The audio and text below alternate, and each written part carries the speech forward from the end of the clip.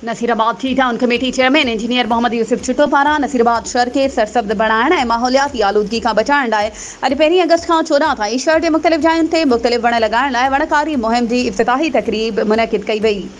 इफ़्तिताही तक़रीब में assistant commissioner Nasirabad Mohsin Amir Chandio, PP city सदर वसीम राजा शेख, समाजी worker Mumtaz Ali Shaikh, town committee Nasirabad जो वाइस चेयरमैन ज़मीर अहमद मसण ऐं चूंडियल वार्ड मेंबर शहरी ऐं सहाफ़ी शरीक थिया।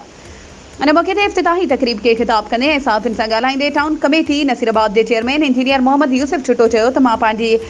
उमिरि मुल्क जे मुख़्तलिफ़ शहरनि में मुख़्तलिफ़ NGOs में नौकरी वारे टाइम तक़रीबन 10 लख वण लॻाया आहिनि। वण लॻाइण खां वॾो कमु वणनि जी सार संभाल आहे।